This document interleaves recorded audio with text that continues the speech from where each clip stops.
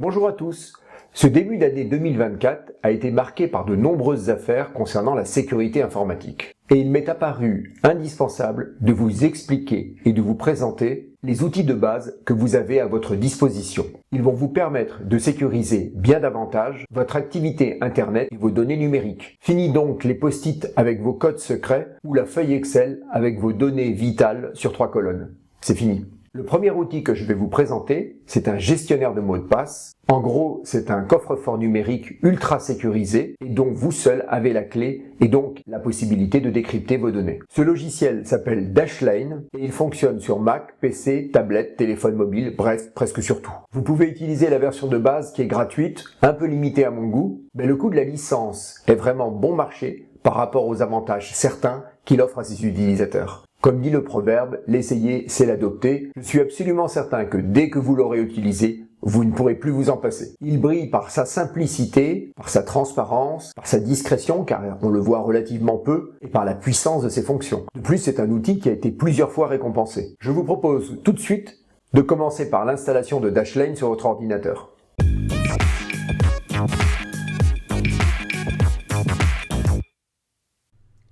Dashlane se présente sous la forme d'une extension de navigateur et vous allez voir qu'elle est particulièrement efficace. En premier lieu, je vous propose de prendre votre navigateur et de vous rendre sur le site de Dashlane à l'adresse www.dashlane.com. Cliquez sur Get Dashlane, puis sur Try it free. L'installation se déroule en 3 étapes. Vous allez en premier lieu installer l'extension Dashlane sur votre ou vos navigateurs, car si vous en avez plusieurs, autant que cela fonctionne partout. Je vais faire la démonstration sur Firefox, mais cela fonctionne également sur Chrome, Edge, Safari, Brave ou sur n'importe quel navigateur digne de ce nom. La deuxième étape consiste à créer un compte. C'est une étape importante puisque c'est dans cette étape que vous allez décider de votre mot de passe qui verrouille tout Dashlane. On l'appelle d'ailleurs le mot de passe maître. Vous aurez compris qu'avec Dashlane, vous n'avez plus à retenir qu'un seul mot de passe, celui de Dashlane, et après, c'est lui qui va faire le travail pour gérer les identifiants et vos mots de passe. Je clique sur étape 1, ajouter l'extension. Je suis dans le gestionnaire d'extension de mon navigateur et il me propose d'ajouter l'extension Dashlane Password Manager à Firefox. Je clique sur Add to Firefox. Je confirme l'ajout. Cliquez sur Accepter. En premier lieu, Dashlane me demande mon email.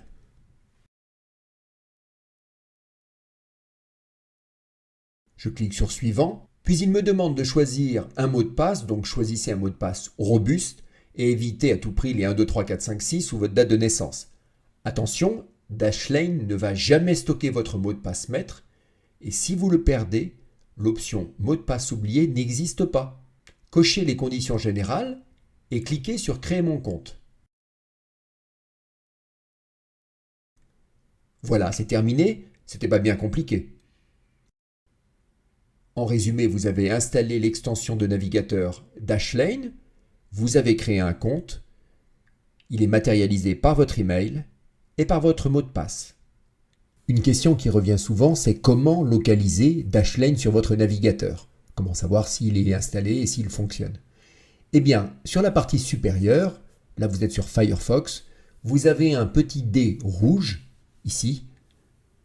S'il est rouge, ça veut dire que Dashlane est installé, mais n'est pas connecté, ne fonctionne pas. Vous cliquez sur le dé rouge, cliquez sur Connexion. Vous saisissez votre email, sachant que systématiquement, il va vous proposer votre email lorsque vous vous reconnecterez. Ensuite, vous saisissez votre mot de passe. Et le petit dé va passer en vert dès que vous serez authentifié.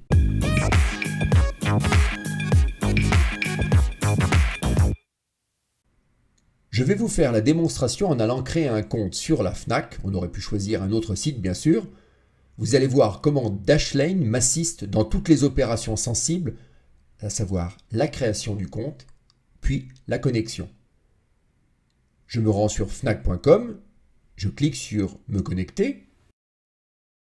Le petit D en vert vous indique que Dashlane est en fonctionnement, c'est important. Si le D est rouge, il faut vous connecter avant à Dashlane. Je n'ai pas encore de compte Fnac, donc je clique dans le champ email pour saisir mon adresse email. Sitôt cliqué dans le champ email, Dashlane le détecte automatiquement et déplie un menu local pour vous proposer votre adresse email. Cliquez sur la ligne, elle s'insère automatiquement. Quand vous avez créé votre compte Dashlane, il a en premier lieu stocké votre email pour s'en souvenir. Si vous aviez eu 3 mails, vous auriez eu 3 lignes de choix. Cliquez sur Inscription, complétez le prénom et le nom pour la forme. Arrivé au niveau du champ mot de passe, vous apercevez le D en bout de ligne qui est vert, alors que pour le prénom et le nom, il est grisé. Tout simplement, si vous aviez précisé dans Dashlane, et on va le faire plus tard, votre nom et votre prénom, au lieu d'avoir un D grisé, vous auriez eu un D vert, puisqu'il était en mesure de vous proposer quelque chose pour pré-remplir le champ. Cliquez dans le champ mot de passe, Dashlane va vous proposer son générateur de mots de passe intégré. Par défaut, Dashlane propose un mot de passe de façon aléatoire d'une longueur de 10 caractères, utilisant des lettres, majuscules, minuscules, des chiffres et des caractères spéciaux. Si vous cliquez d'ailleurs sur l'œil, vous apercevez le mot de passe proposé et en clair. Et si vous cliquez sur Réglages, vous pouvez décider de la longueur du mot de passe ainsi que les options comme la présence de lettres, chiffres, symboles. C'est très utile, notamment pour certains sites qui imposent 14 voire 16 caractères. Bref, Dashlane sait gérer tout cela très bien. Donc fini le temps où vous cherchiez un mot de passe facile à retenir et ne soyez pas inquiet par la complexité et la longueur du mot de passe que vous propose Dashlane. C'est totalement volontaire, c'est votre sécurité qui est en jeu. Vous n'aurez jamais à l'écrire quelque part ni à le saisir puisque c'est Dashlane qui va le faire à votre place. Cliquez sur « Utiliser le mot de passe généré ». Dashlane à présent vient de déployer un autre menu. En effet, il a détecté que vous n'aviez pas encore de compte Fnac dans sa base de données. Il vous propose donc d'enregistrer automatiquement l'identifiant et le mot de passe pour qu'à l'avenir, il s'en souvienne et qu'à chaque fois que vous passerez sur le site Fnac, il vous proposera votre identifiant et le mot de passe. Cliquez sur Enregistrer pour confirmer que vous souhaitez conserver dans Dashlane cette information. Rassurez-vous, pour un même site, Dashlane est capable de gérer plusieurs identifiants et mots de passe. Si par hasard vous aviez déjà un compte Fnac et que vous procédiez à des modifications de l'email ou du mot de passe, alors il le détecterait et vous proposerait alors une mise à jour de votre identifiant et de votre mot de passe. Il garderait d'ailleurs dans l'historique votre ancien identifiant et votre ancien mot de passe. On n'est jamais trop prudent. Cliquez à présent sur Créer mon compte. Appuyez sur Continuer. On arrive sur les adresses de livraison. Saisissez votre adresse postale. Arrivez au numéro de téléphone. Si Dashlane connaît votre téléphone, alors il vous le propose. Cliquez sur le choix proposé. Cliquez sur Valider. Entre-temps, Dashlane a découvert que vous avez saisi une adresse qu'il ne connaît pas encore et vous propose donc de l'enregistrer pour la prochaine fois. Cliquez sur Enregistrer. Vous l'aurez compris, avec Dashlane, on ne saisit qu'une seule fois les informations et ensuite c'est lui qui vous les propose, vous évitant ainsi des saisies fastidieuses et des erreurs possibles et en plus un gain de temps très appréciable. Voilà, votre compte Fnac est créé et Dashlane s'est vu compléter de votre téléphone, de votre adresse et de votre identifiant et mot de passe local. Je vous propose de vérifier par vous-même et je vais donc me déconnecter de mon compte Fnac. Je contrôle que Dashlane est bien vert, ce qui signifie qu'il est opérationnel. S'il avait été rouge, un clic sur l'icône et vous saisissiez votre mot de passe maître et Dashlane serait redevenu vert et pleinement fonctionnel. Cliquez sur Connecter. Vous accédez à la page de connexion de la Fnac et on vous propose de saisir votre email.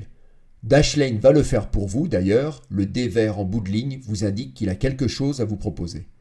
Cliquez dans le champ email, Dashlane affiche son menu local et vous propose le ou les identifiants qu'il connaît sur ce site. Sur cet exemple, cliquez sur l'unique ligne proposée. Vous allez voir que ça va aller très vite. Mais c'est Dashlane qui va prendre la main et remplir le mot de passe à votre place. Attention, 3, 2, 1, je clique sur Connexion. Voilà, c'est fini, vous êtes connecté. Je vous propose à présent de faire un tour dans l'extension Dashlane pour faire un petit tour du propriétaire et voir ce qu'il vous propose.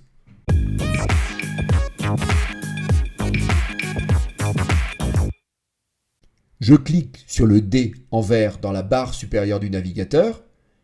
J'accède à une mini-interface, mais que j'aime pas trop à titre personnel, car elle est un peu trop dense. Je préfère cliquer en bas de cette fenêtre sur Ouvrir l'application web qui m'affiche Dashlane en plein écran de navigateur. Vous êtes à présent dans l'application web de Dashlane. Sur la partie gauche, vous avez une barre de menu. Commençons par les identifiants. À proprement parler, ce n'est pas une zone dans laquelle vous allez saisir à la main des informations, puisque c'est Dashlane qui va lui-même les ajouter à la volée lorsque vous allez visiter de nouveaux sites et ajouter ainsi de nouveaux identifiants. Par contre, c'est ici que vous allez les retrouver. Vous avez sur la partie supérieure un bouton « Ajouter » si vous désirez créer un identifiant pour un site donné, ça fonctionne très bien. Le bouton « Voir l'historique » vous permet de consulter les anciens identifiants et les mots de passe qui sont conservés par sécurité, donc difficile de faire des catastrophes avec Dashlane tant que vous vous souvenez de votre mot de passe maître, bien sûr, c'est le plus important. Sous la barre du bouton, vous avez donc la liste de tous vos identifiants de sites. Dans notre cas, nous n'en avons qu'un seul puisque nous avons créé le compte Fnac, mais très vite, à l'usage, vous allez en retrouver des dizaines.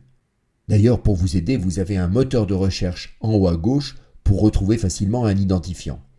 Si je clique sur la ligne de la Fnac, je découvre le détail de la fiche identifiant.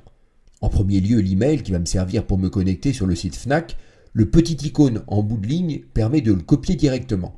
En dessous, le nom d'utilisateur, et dans le cadre de la Fnac, vous ne l'utilisez pas, puisque vous vous identifiez avec votre email et un mot de passe. Dessous, vous avez le mot de passe, qui est masqué.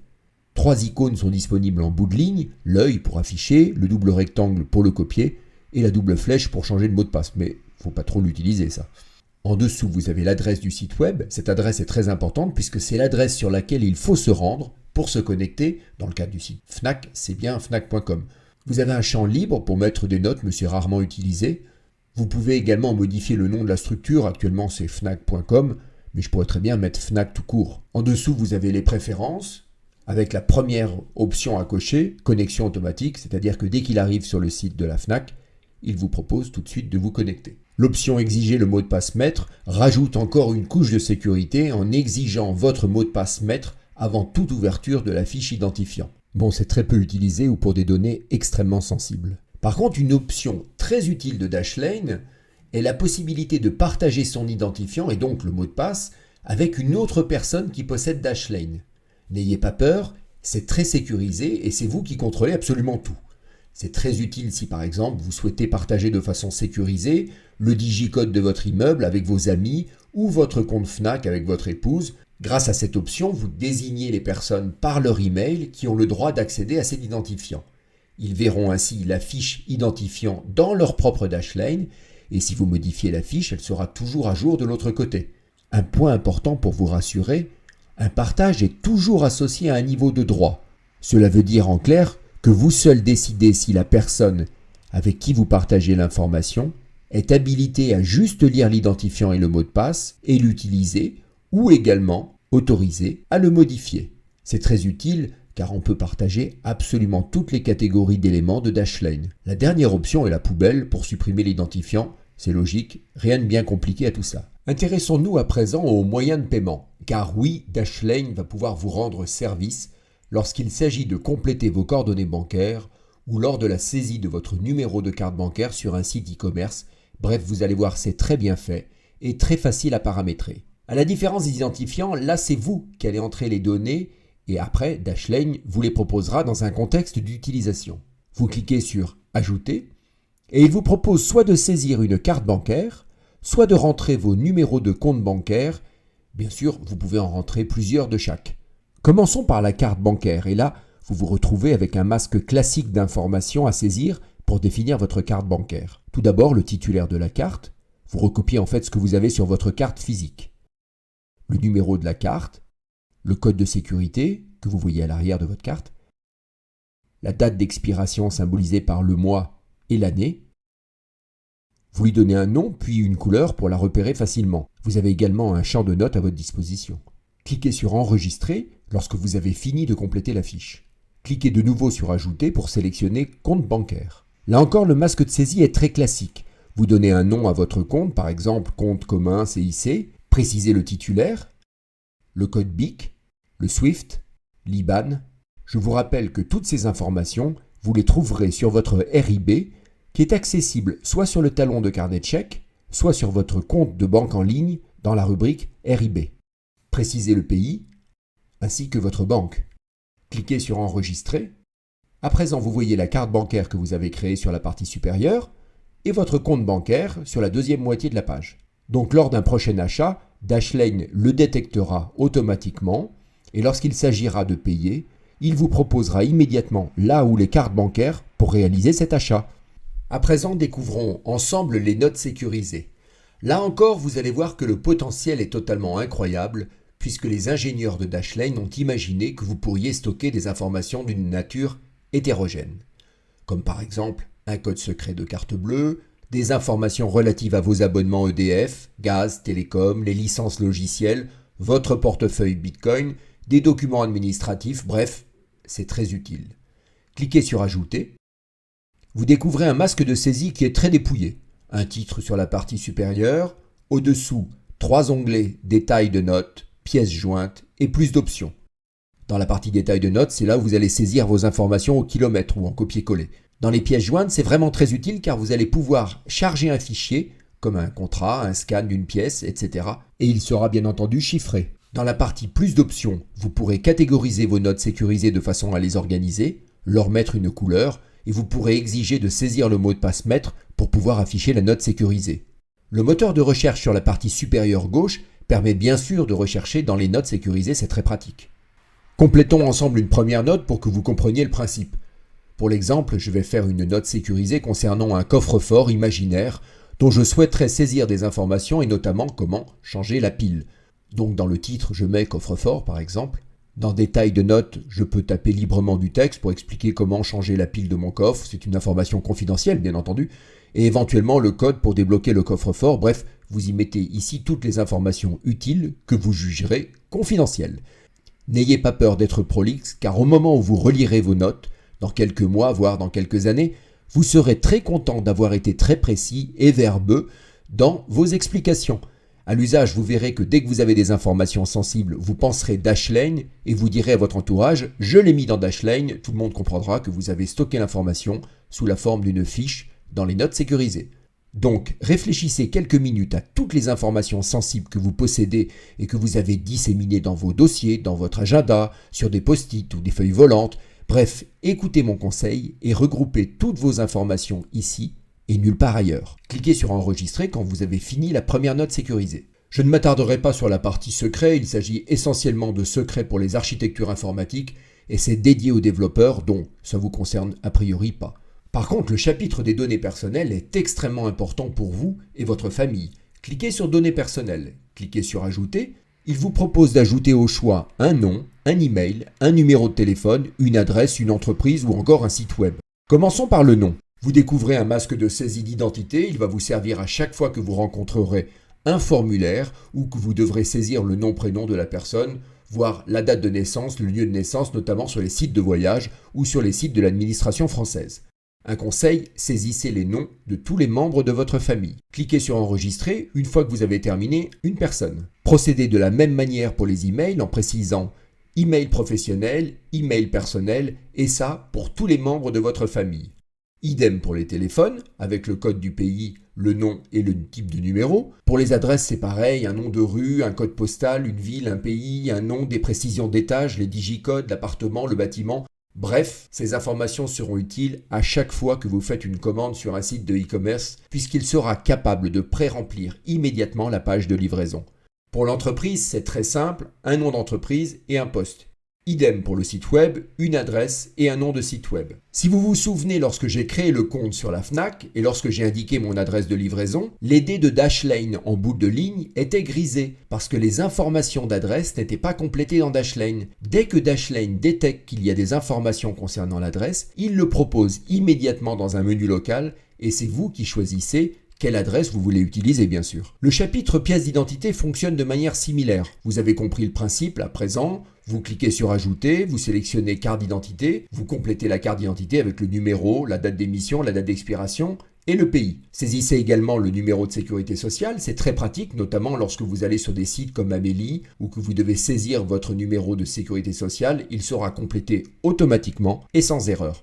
L'intérêt de donner un nom est de distinguer les numéros de sécu entre eux pour les différents membres de la famille. Idem pour les permis de conduire ou le passeport, complétez le nom, le numéro, la date d'émission, la date d'expiration ainsi que le pays. Je trouve regrettable que dans la partie passeport, permis de conduire ou encore carte d'identité, il n'y ait pas la possibilité de stocker la pièce digitalisée comme on le fait pour les notes sécurisées. Donc ce que je fais à titre personnel, c'est que je remplis les informations effectivement de carte d'identité, de passeport dans cette section et dans la partie notes sécurisées, je crée une note pour le passeport, pour le permis de conduire dans lequel je stocke mon passeport scanné. Alors vous allez me dire à quoi ça peut servir? Eh bien tout simplement si je suis à l'autre bout du monde en voyage, que je perds mes papiers ou que l'on me vole mon sac, avec simplement mon mot de passe maître Dashlane, je peux sur n'importe quel ordinateur connecté au réseau accéder à mes informations et réimprimer ma carte d'identité, mon passeport ou toutes les informations sensibles dont j'ai besoin pour m'identifier là-bas.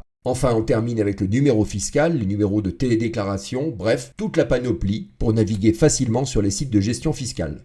Je ne reviens pas sur le centre de partage que vous avez découvert dans la section des identifiants. Ici, il vous présente toutes les informations que vous partagez avec votre entourage. Lorsqu'un identifiant ou une note est partagée, vous retrouverez l'icône double personne à côté symbolisant que cet élément est partagé. C'est un moyen simple et mnémotechnique pour s'en souvenir. La partie analyse des mots de passe est vraiment très utile puisqu'il s'agit ni plus ni moins d'un audit dynamique de vos identifiants et mots de passe. Dès que vous aurez complété 5 identifiants, il sera en mesure de vous indiquer quels sont les identifiants les plus faibles, quels sont les mots de passe que vous réutilisez d'un site à l'autre, et cerise sur le gâteau, il sera capable également de vous indiquer quels sites ont été compromis dans le cadre d'attaques informatiques et quels sont vos identifiants et mots de passe qui sont compromis. La surveillance du dark web est une fonctionnalité très utile puisque Dashlane parcourt en permanence le dark web à la recherche des informations personnelles vendues sous le manteau et vous propose de surveiller jusqu'à 5 de vos emails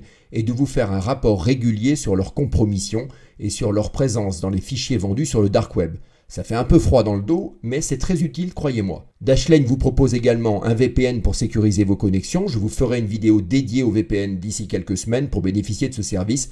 Il faut avoir un compte premium, c'est-à-dire un compte payant. Enfin, dernier point, sur la partie supérieure en haut à droite, vous avez mon compte. Et si vous déroulez le menu, vous accédez aux paramètres de l'application qui sont très fournis. Donc avant de modifier quoi que ce soit dans les paramètres, assurez-vous de bien savoir ce que vous faites. La version de base sans toucher aux paramètres est déjà très solide. N'hésitez pas dans les commentaires de cette vidéo à me poser vos questions sur Dashlane ou sur les réglages de Dashlane. Ça, je vous répondrai avec plaisir. Pour celles et ceux qui se posent la question, oui, Dashlane peut inclure la double authentification, soit via un dongle physique type YubiKey, soit via une application d'authentification comme Google Authenticator. Là encore, c'est une couche supplémentaire de sécurité et c'est très simple à mettre en place si jamais vous jugez que les informations que vous avez stockées sont critiques en termes de confidentialité. Là encore, je vous ferai une vidéo dédiée à la double authentification, chose que votre banque vous impose régulièrement ou encore le site Mon Identité Numérique, La Poste.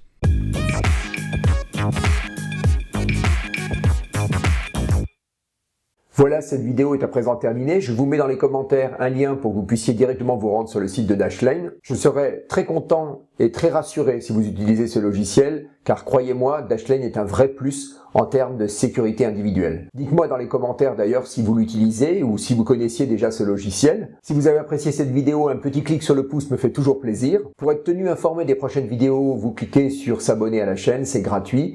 Et puis si vous cliquez sur la petite cloche, vous recevrez une notification lors des prochaines vidéos. Je vous dis à très bientôt.